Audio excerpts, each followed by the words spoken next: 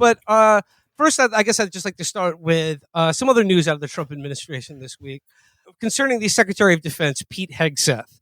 And I'd like to begin begin our discussion of the Secretary of Defense with this clip from the Sunday's Wait, before we play the clip, can we talk about the post he had before that clip was recorded? The post he had when he was just enjoying the day. You know what I'm talking about, right? Is this the post where he says, "What a big surprise that a bunch of leakers get fired and suddenly a bunch of hit pieces come out"? Yeah, I'd like to read this post because this is like I said it's the platonic ideal of like an alcoholic posting on Facebook. So it's like a picture. It's a picture of him like looking insane at the White House Easter egg hunt that they have every year. That's always weird. There's that bizarre picture of a bungler with that very weirdly anthropomorphic rabbit. It's never like a good day. It's like really fucked up. This one's really overcast. All these kids look horrified. They know, like the kids in the background are looking. They look like the kids from what the fuck is that movie called? Wait and See. Come and see. You know the one I'm talking about.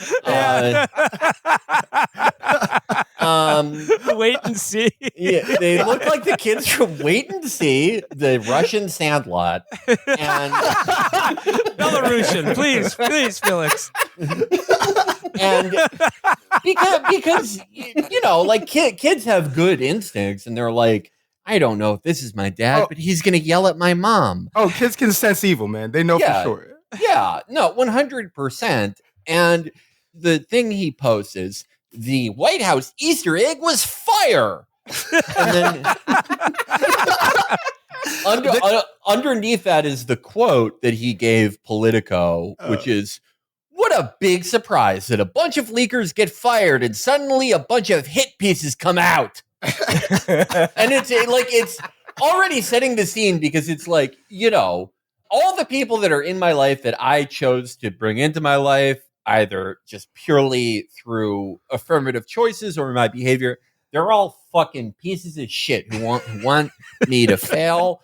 But I've gotten rid of them. There's no more drama. It's done. My life is fine, and I'm having a great social event. I like in the post about the Easter egg roll, he was like, I want to thank the Easter Bunny and several dozen pink elephants for showing up on this beautiful day. DT. Look, no bullshit. Bullshit aside, me and the Easter Bunny have had a lot of battles over the years, but I'm glad we could come together for the kids. I just gotta say, man, that Easter Bunny, that costume looks creepier than the Donnie Darko rabbit costume. Yeah. For some reason, it just unsettles me, man. That is when the world will end. Why? I'll be honest with you, Felix. When you were teeing that up, I thought it was going in the direction of when Conor McGregor was trend gay. You see a guy on trend and how they post, very, very, very similar. Yeah. Well, they hosted Conor for St. Patrick's Day. Oh, that's right. Right, they did. Yeah. They did. Don't you think that's so weird? Because it's like both Conor and Pete are fall down drunk, like psychotic, rapist, abusive maniacs, like two of the worst guys. But Pete, what's so interesting about him is he's this awful fall down drunk, but he really the one thing I can say about him is his body metabolizes alcohol well. like Conor, when you saw Conor at that at the St. Patrick's Day thing, he looks like Harvey Weinstein now. It's fucking crazy. He's got that perfect gut on him, and those buttons on those too small for him already suits are begging for mercy. Looking like a bloated beach whale type shit. Tom. The buttons on his suit vest, he's got them in a submit hold. He's got them tapping out. He looks well poured in them goddamn suits. I did love Conor McGregor's St. Patrick's Day visit because he's flirting with the idea of like running for office in Ireland, and he's like, my platform is, if you commit a crime in Ireland, you're gone. And it's like, dude, aren't you on cocaine every night doing rapes? Like, I mean, like, Felix, when we were in Dublin, like, the people in Dublin said it's like the biggest open secret in, like, the smallest big city in the world that Conor McGregor is a drug-fueled psychopath who does crimes every night of his life. Yeah, like, literally every person I talked to who, like, had, if they knew about MMA at all or not, it was almost like if you were an RPG, you would think, are they queuing me up for a mission where I kill Conor McGregor? Because every NPC is coming up to me and saying this guy is a rapist and a maniac and fucking evil. This nigga is like an alcohol fueled like Gotham City villain, man. Yeah. It's like, even before, this was years before the trial and before even like the rumors were well known in America.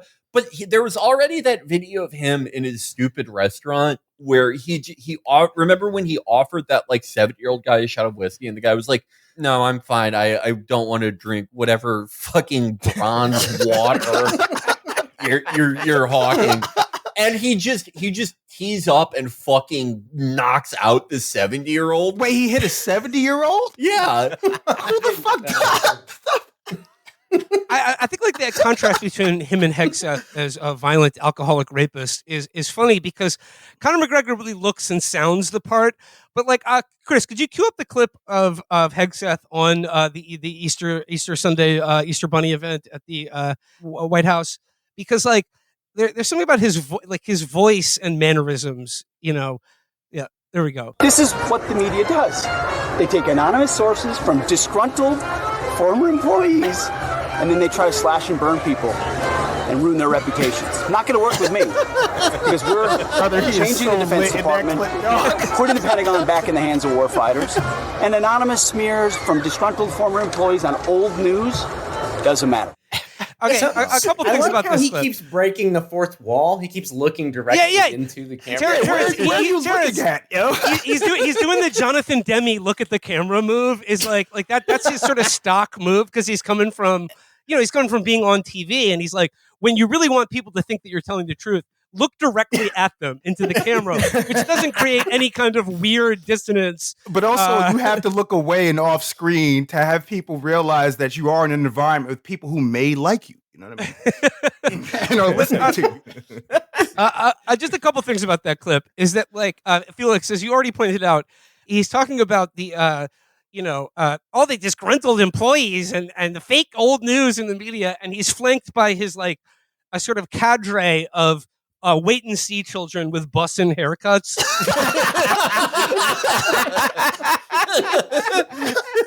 Just like, yeah, that kid from Come and See with the 1,000-yard stare, except he's got the broccoli haircut. A bunch of little Oliver Twist motherfuckers. Yeah. More whiskey, sir. I love what he says too, where he's like, this is typically what they try to do. They try to ruin someone's reputation. Well, not going to work with me. I already did it. I mean, yeah, I didn't wash my hands for 2 years once. I've ruined my body. You don't think I'm going to ruin my reputation? Is it too much to bring up the fact that this guy's own mother called him a violent abuser of women in an email to him? Yeah. Like, I mean, this is a thing that we have seen with like every Republican since about 2017, where all these guys who just haven't had Donald Trump's extremely unique like life circumstances and biographical details try to do the Trump thing. Like they try to pick up like his weird verbiage and turns of phrase. And Pete is trying to do, the fake news thing that caught on so well, which was, it was a misdirect of a Democratic accusation, if people remember that. But he fucks up and says it's old news. And it's like the implication being like, yeah, I mean, everyone knows I'm like a maniac and I can't run an office and I've broken like several federal laws, but like that was from weeks ago. Well, I mean, what he's referencing is news items about how he was in a second Signal chat, not with Jeffrey Goldberg, but with his wife and attorney, in which he was sharing classified information about U.S. military operations, which I have to say I support. Yeah, 100%. I mean, I do love that he's in a group chat with his wife and lawyer because it does show a shocking amount of self-knowledge. He is because he's like, well, like, look, just go. I don't want to do it, but judging by my track record, I'm probably going to do something bad to this one. You should be here. And the last thing I want to point out about the Easter egg roll clip with Pete Hegseth, and other people have pointed this out, but like I said, he's doing the Jonathan Demme looking directly at the camera technique, which is an interesting means of communication. But he keeps turning his head from side to side. And when you see on one side of his head and then the other side of the head, it is very clear that he has shaved one sideburn and not the other, which means that you were leaving Las Vegas drunk when you woke up that morning. He got like a half fade on the fucking sideburn. Yeah, yeah. Like one of his sideburns comes down to about to his earlobe, and the other is right at the top, like right when it cuts off. He should got one of them busting haircuts like a kid.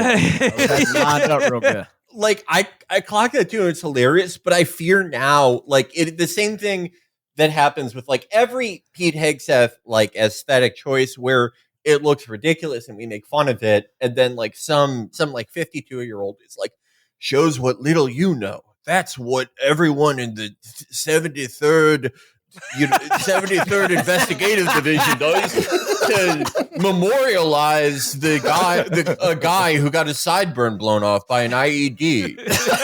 And everyone who is in this unit does it, and it's an army thing.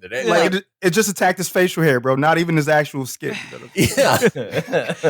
Like tons of angry in your car Oakley wearers are now going to start shaving half their face to be like, I stand with the Secretary of Defense. Reporting for duty, sir, as he mixes up a gin and tonic. Like, you know how people will be like renovating a house and they'll like tear down some drywall and like 8,000 bottles of like Fireball will like come spilling out. Like, they're gonna be doing that in the White House in like, I don't know, 6 months, because he's not going to last that long. Look, like I have to make this clear here. Like, I stand with Pete Hegseth in that, like, there is nobody else I would rather be Secretary of Defense at this point in American 100%. history than a guy who has, like, you know, a guy who starts the day and keeps well lubricated throughout the day. But like, does anyone remember during his confirmation process when he said, "If I get the nominee, if I'm confirmed, I'll quit drinking because the job is too serious"? Like, did anyone remember that? And is anyone following up on this? And look, again, I have to be 100% clear. He should keep drinking. Absolutely. Yeah, no, like, I don't think there's anyone that Trump could pick where it's like, oh, they're doing a great job. The last like competent psycho that Trump had in defense was James Mattis, and that it didn't go well because he was too woke. He was a DEI hire. Yeah, out of anyone, but like, this is like, who do I want as a longtime supporter of Yemen? Who do I want in charge? But a guy who is liable to accidentally text the Domino's pizza tracker the munitions and sortie details of, with the Air Force's next 20 sorties over Yemen. I mean, I also think too, just being an alcoholic is conducive to being Secretary of Defense. Like, I just think that, like, at that point, it's like, well, we already live in this crazy, like, war rabid nation. What better guy to pick than someone like Pete Hegseth? Well, it's funny, like the old school guys like James Angleton and shit, right? Like those guys were all huge boozers, but like this is a different. They could hold it together. They can, they knew, like Terrence, like guys like James Jesus Angleton. And like the entire cadre of like cold warriors that did like unspeakable crimes and were like juiced to the gills 24/7, like as Felix, you describe it, like drinking a pint of scotch and then giving your friends piggyback rides around Foggy Bottom. They were all some weird shit. But they knew, like the older generation knew how to be drunks. Like they could, Hegseth was doing shit like blacking out at a strip club and getting up on the stage. He's doing come on, bro. He's doing live news interviews that, as Felix, you said, that sound like Facebook posts about people stealing their headphones.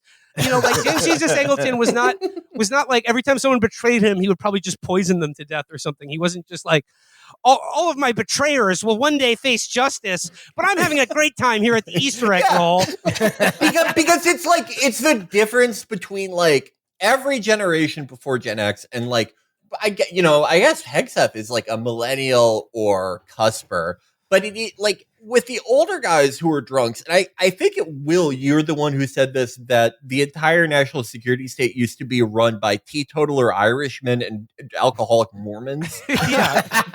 Yeah.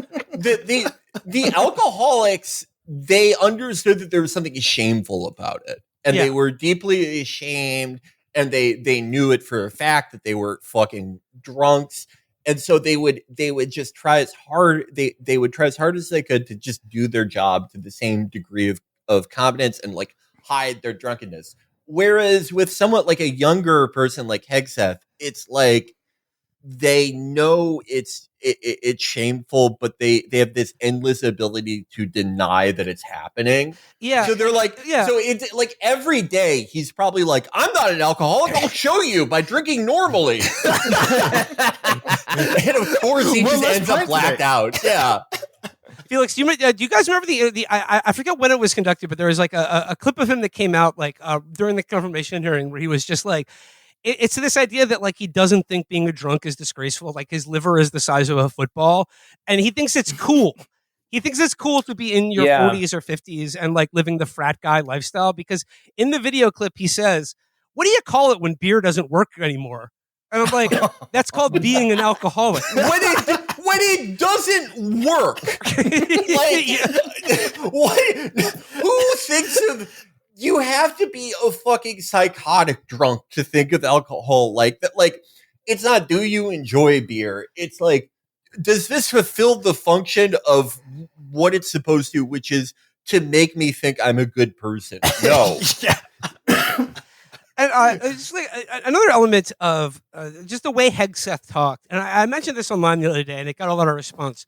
But it's the phrase he uses to describe soldiers, where he calls them war fighters. And he's just like, every day people are lying. Disgruntled ex-employers are lying about me, but I'm putting the Pentagon back in charge. But I'm putting war fighters back in charge. I said, I remember during the War on Terror era, there was a brief flirtation with referring to soldiers as our warriors, but like, like that never really caught on. And like, I'm just trying to wonder like where this phrase war fighter comes from. And I got a lot of interesting responses. Like the first one that I think is probably most like close to being accurate is that like, soldier doesn't actually accurately describe the vast majority of people who are like doing the work that soldiers formerly did, because they're all mercenaries now. Like the armed forces are like a minor league for like private defense contractors who do like most of the real shit out there. They're the ones actually being war fighters. But then the other, like, I guess more like meta idea here is that this is sort of like like right-wing wokeness. Like I think they should rebrand POW to person of war. Well, yeah. Well, I think I was like deeply into military stuff around like sort of like late middle school age. And I read all, like the Dick Marcinko books that are hilarious. One of the foundational criminal Navy SEALs, rest in peace, he died recently. But the term operators came into the public parlance around then, because that's around the time that special forces replaced more traditional guys like Angleton as the tip of the spear and the Varangian Guard of the American Empire. But since only special forces qualified guys can be operators, well, what do you call a guy like Hegseth who isn't? He's not Delta, but he wears all the cool stuff and he's been to war. Okay, something cooler than soldier, not operator, because he's not that, war fighter. I don't know if people remember the Medal of Honor games, but there was sort of a Betamax versus VHS thing between them and Call of Duty, and Call of Duty were obviously the historic victors. But when Call of Duty started, when they did the Modern Warfare thing that really made them blow up and, honestly horribly morphed our culture, Medal of Honor tried to catch up to them by releasing their first modern game, because these were all World War II games before, called Medal of Honor Warfighter. And that around like 2007 is when I saw this stuff, because it was like, Will's right. It's around the time where they tried to make like identity politics around like being a troop. Right. Yeah. Which I think, man, too, warrior as opposed to soldier denotes. I mean, soldier too denotes like some sense of honor, but it's Or also professionalism. like, professionalism, right? But also, I Right. think it's almost like this very metaphysical, almost like rabid religiosity, right? Of fighting a war that is like not only like it's just and moral is what it is. You know what I mean? And Yeah. it sort of elevates the soldier into a position that where they can become lionized and mythologized, right? As opposed Yeah. to just being a professional, right? Have y'all seen that new movie Warfare? Did y'all see that? No, I have not seen it. I yet. am so sick of it. Like, remember Act of Valor? There's been like 300 movies like this where they're like, it's the only movie with real troops. It was a I know what weird- you're talking about.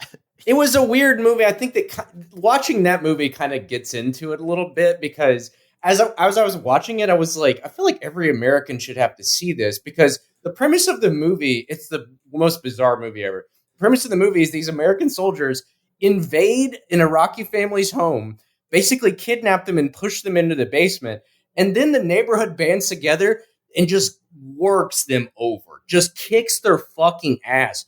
And the end of the movie, they're like, we're good, we're great. I mean, it was so bizarre. It's like, you guys got your asses kicked. It's like, maybe it's that cognitive dissonance where warfighter arises, right? It's like, I don't know, it's a strange incoherence. I just want to go off what Terrence was saying about like a movie that depicts real combat, where they like put an Iraqi family into their basement, and then they're attacked by other Iraqis and get their ass kicked.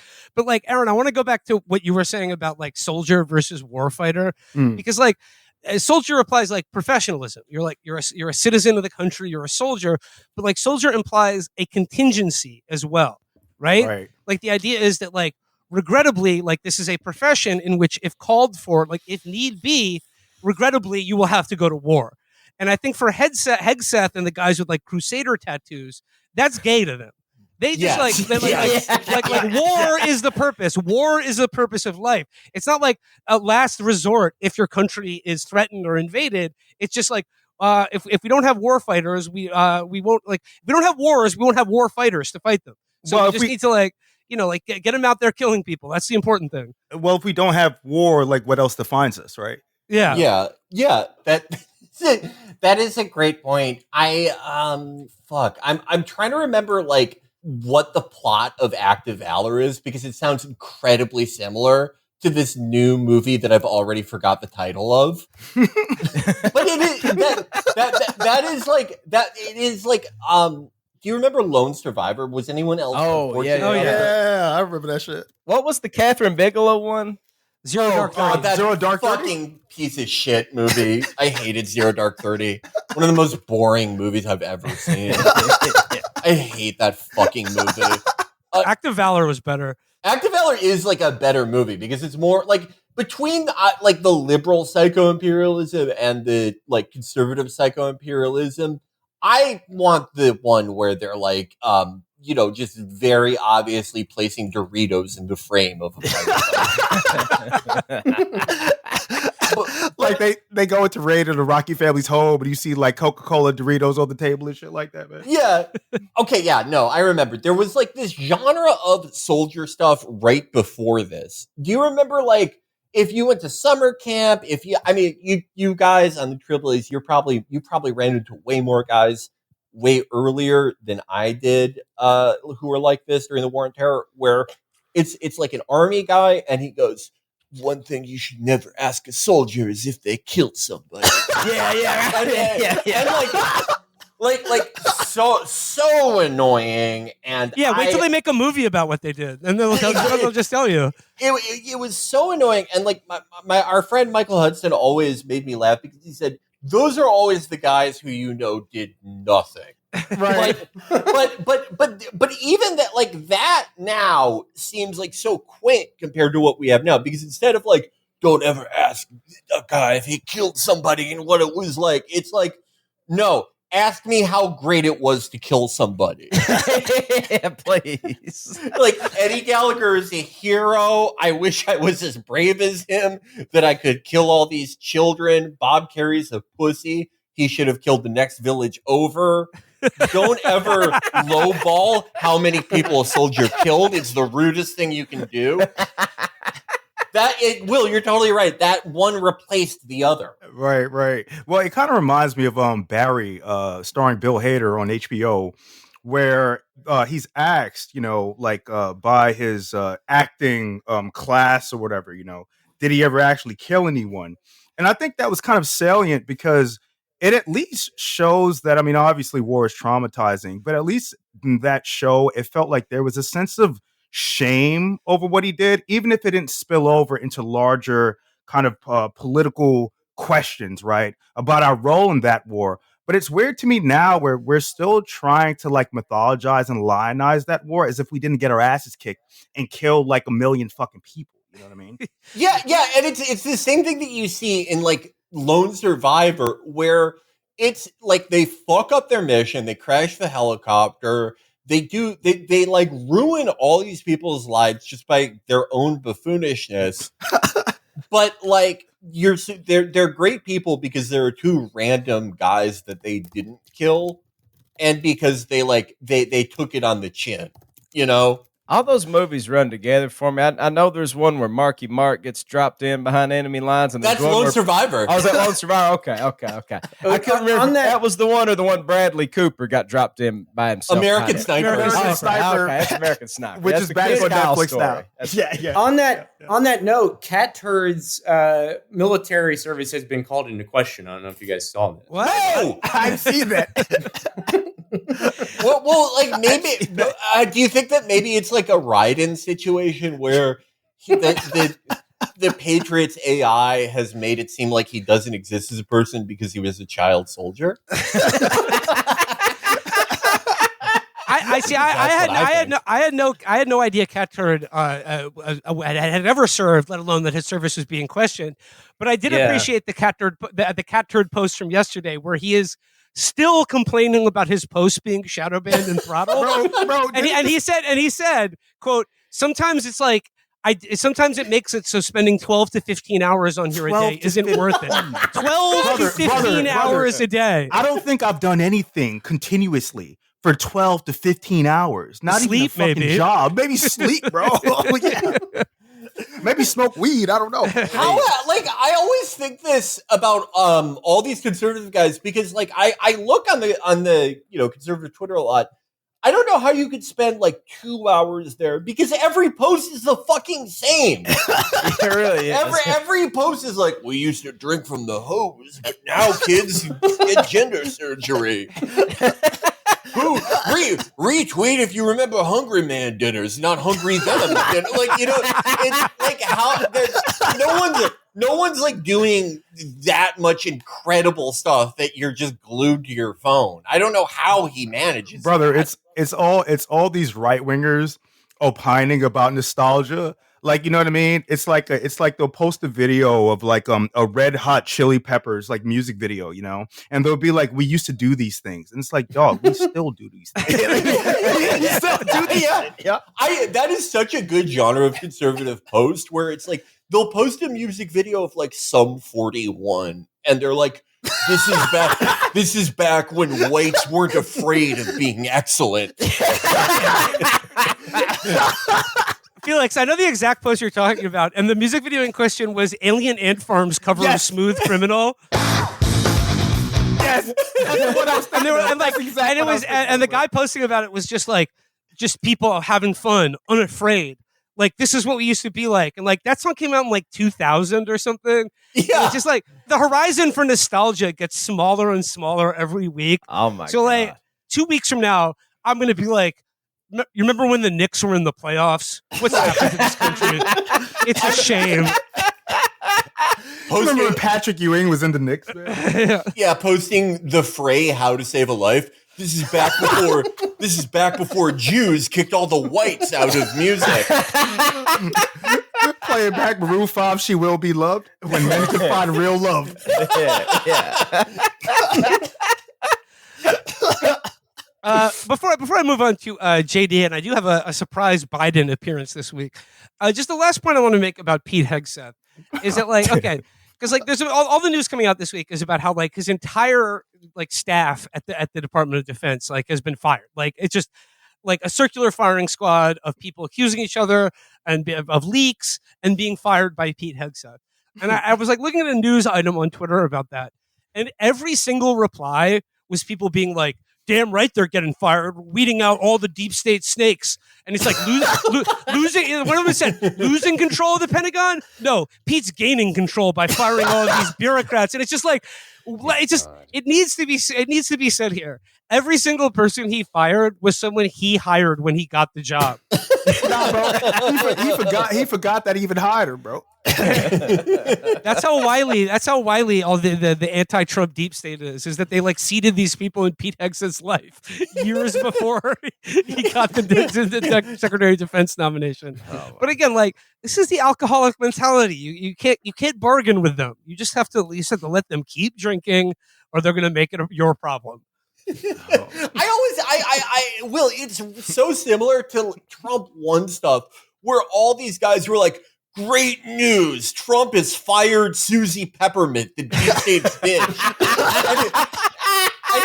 And you would look up like who the fuck is Susie Peppermint, and it's like Susie Peppermint was a Ted Cruz volunteer, and Donald Trump hired her like on the day of the inauguration and put her in charge of like everything in the Pacific Ocean, basically. Right. And then eventually fired her like for some just indecipherable reason, and she worked for him for 2 years. And it's like, how hard is it to sabotage this guy if he keeps hiring all these people, like John Bolton? Yeah. Their patriots are in control, and then they're fired. And we're getting some better patriots in here, some better, more loyal patriots. This is the mentality, I guess, of draining the swamp, right? Is that the swamp is draining always the bottle full. Yeah, draining the bottle. I mean, it is funny to have a guy who's that like visibly an alcoholic in charge of the Pentagon. Like, and Trump said this week of Pete Hegseth, he's like, you don't think he's doing a good job? Ask the Houthis how good a job he's doing. And it's just like, dude, like it's been a disaster. we're losing $30 million drones every day. Like, we're getting washed, yo. Yeah. I saw an op-ed in one of those, like, you know, like the National Post, one of those like Anglo-American Canadian weekly magazines for psychos who wear those aircraft carrier hats, Tom Clancy readers.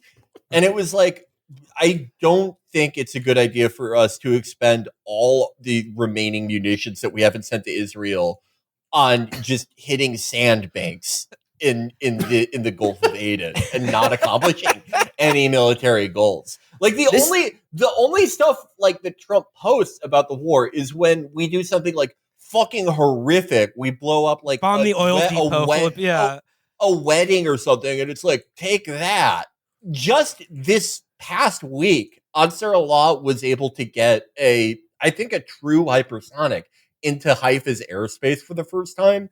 So you tell me how fucking effective it is. These horrific crimes they're committing. This is where I disagree with Chairman Xi. It's like we're just going to sit back and watch America's decline. It's like, no, actually, like in historical terms, like your opponent is so obviously incapable of the job, right?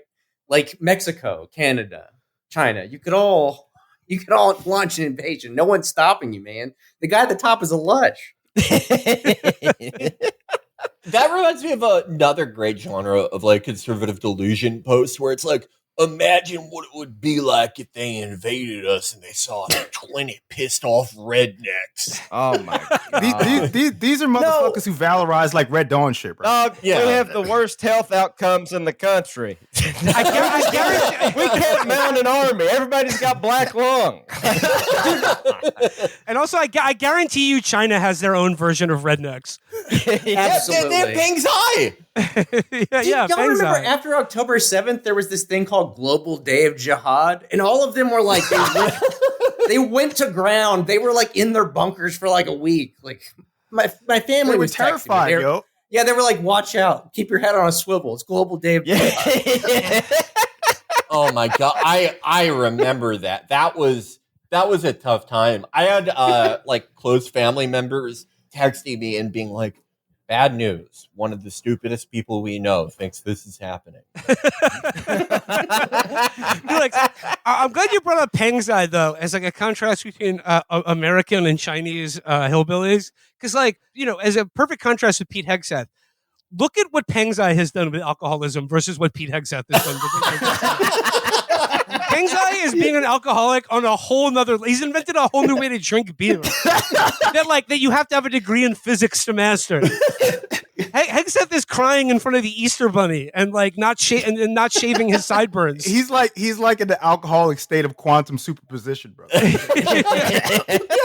Pengzai is like he's thrust vectoring the beer. He has like a gimbaled shot technique. He does all this cool shit, and he drinks the equivalent of like 20 regular beers, and then he's like, it's time to cook a fantastic lamb stew for my wife and my family who I love. And like he's so nice seeming, and then compared to Pete, who's like, all right, 7th beer of this morning.